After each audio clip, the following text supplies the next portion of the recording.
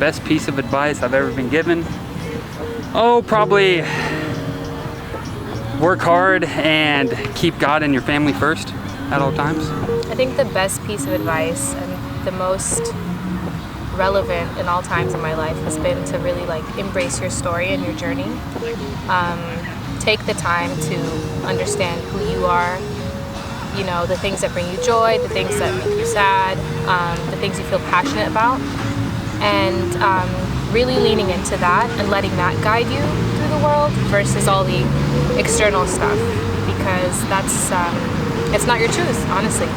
In order to stay resilient, you have to be flexible and you have to adapt and surrender and just be nimble in life, right? But also moving with like rigor and intentions as well. So sometimes you just have to like embrace the direction you're being pulled to. So yeah, to always follow your passions and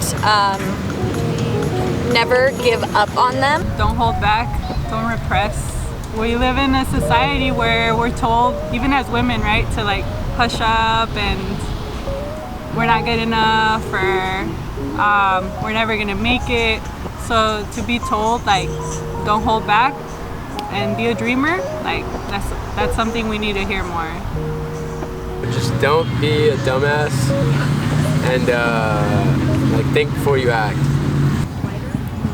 to see with eyes unclouded by hate.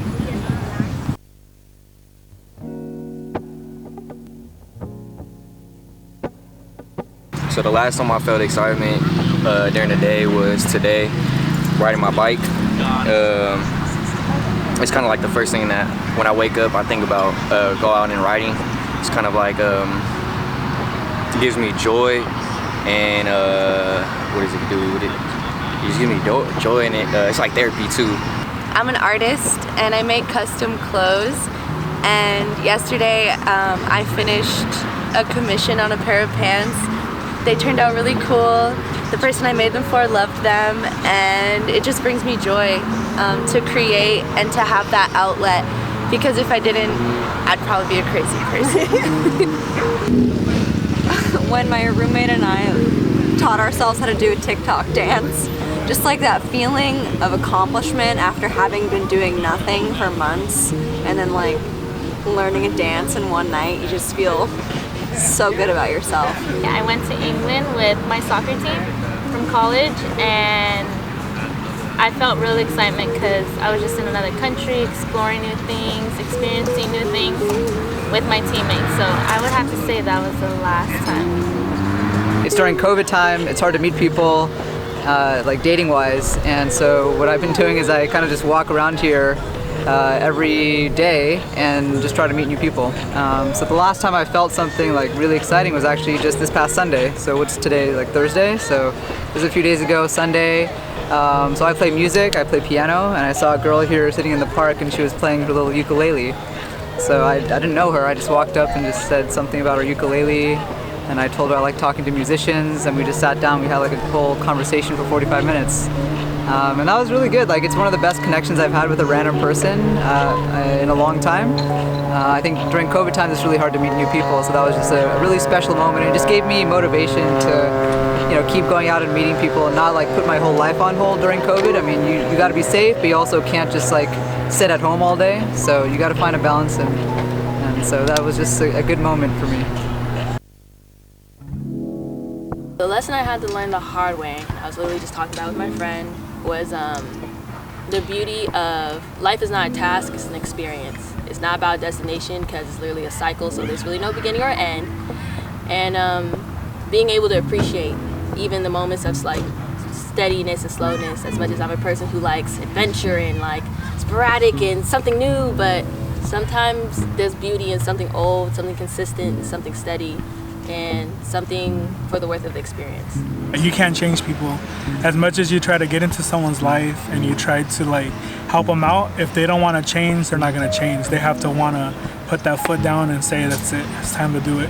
You can't constantly be like planning the next chapter of your life.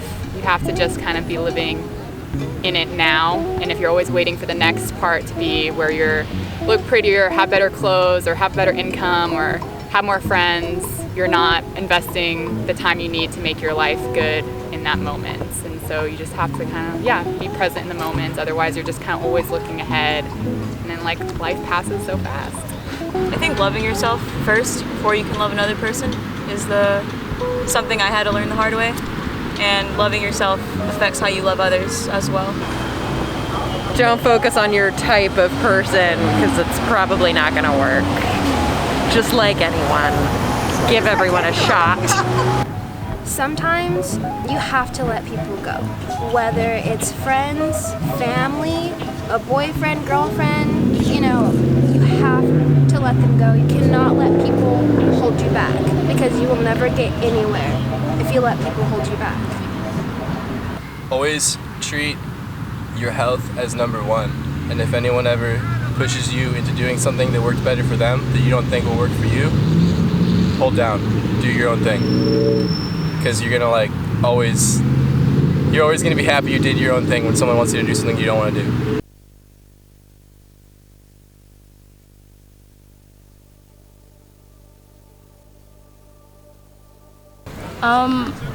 I believe women should, really try to be body positive towards themselves and not put themselves down, because I feel like society has this concept of what a woman should look like. You can't be too fat, you can't be too skinny.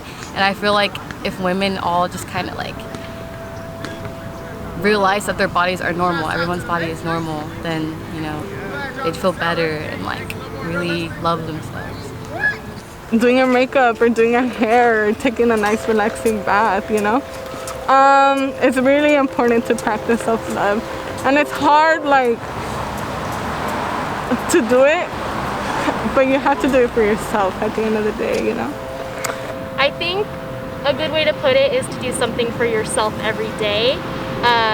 No matter how large or small, it's really easy to suggest certain activities or services that people can engage in, but not everybody has the resources or privilege to engage in those. So however it looks for you, just do something for yourself each day. I think the best way to do that is to spend a lot of time with yourself, see what things you like, not what things your friends like or your boyfriend likes or what other people around you like, but really try to figure out what you like as a person and develop that hobby, develop that skill, spend time doing that one thing. And once that becomes something that you like, keep practicing it, home in on it, perfect it. And it took me a long time to learn about self-love and really figuring out what I liked on my own, and having that time and space that is just me time and time to myself to do the things that I love has really helped keep my knife sharp in life. It's helped me learn a lot about myself and who I am as a person. And when you know who you are, truly who you are, I think that's when you can really love yourself. Why do you think some people are cruel and unkind? Honestly, it's definitely personal experience or life experiences. Some people just kind of let that consume them, or jealousy. It can be jealousy, hate, or where somebody did to them in the past, and they just kind of take that and internalize it and then use all that pain that they had and, spit it onto other people. And that's why they may be unkind. That's why you kind of just treat everyone with kindness, because you never know what they went through or are going through. So they've been taught that their whole life. They don't want to change. They feel like everything they do and say, even though it's obviously bad, they feel like it's the right thing. But yeah, they just don't want to change. They've been brought up that way. They're jealous. Usually someone has something that they don't, and so then they pick apart someone else to get that gratification.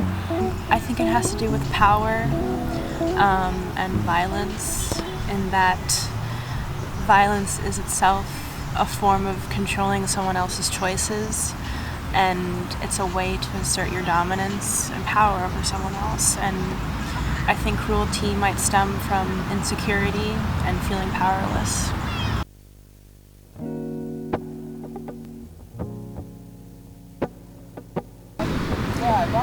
Spirits, okay? An abundance in spirit, all right? Grounding, knowing yourself, being comfortable in that, and constantly growing, okay?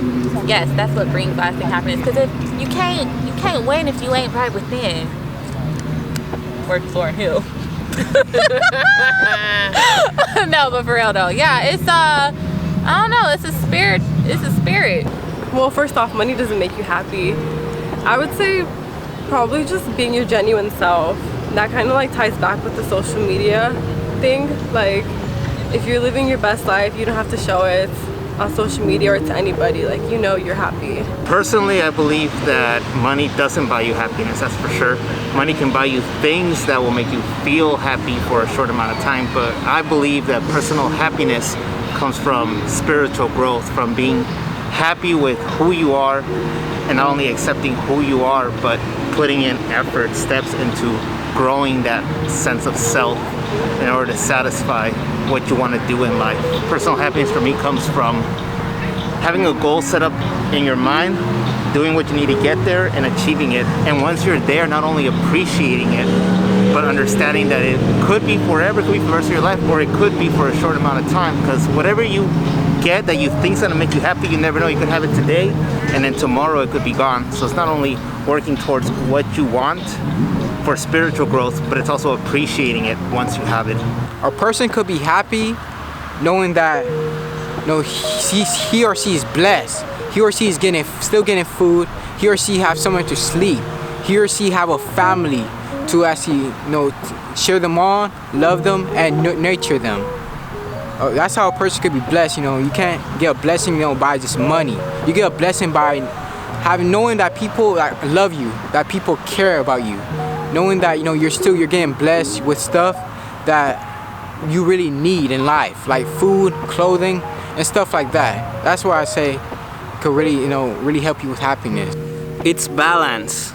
When you have balance, you can figure things out, and you don't even need to care about anything. Just be on balance and everything comes to you.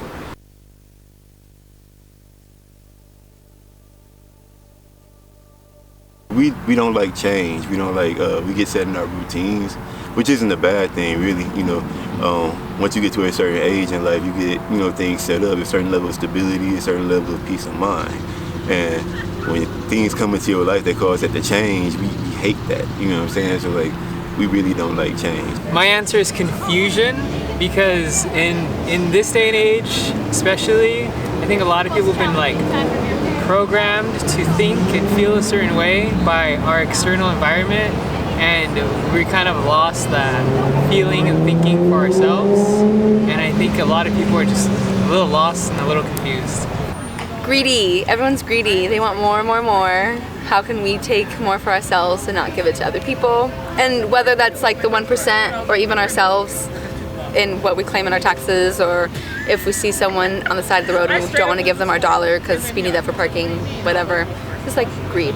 I feel like selfishness and jealousy is something that we don't share with our animal counterparts.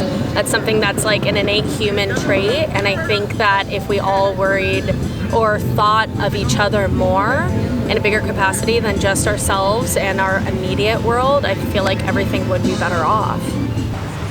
I think that the greatest problem for the human race right now is that we are so disconnected. I think that the disconnection, it's not only between human beings, but it's also, we're disconnected from the earth.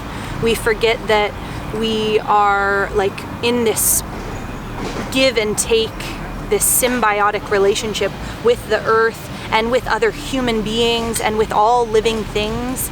And we are so disconnected from that then we have these things like mass consumerism and pollution and genocide. All of these things, I think, stem from disconnection, from our lack of connection with all things around us. So that, I believe, is the greatest problem the human race has to figure out. How do we connect with people? How do we connect back to all things? Trying every day.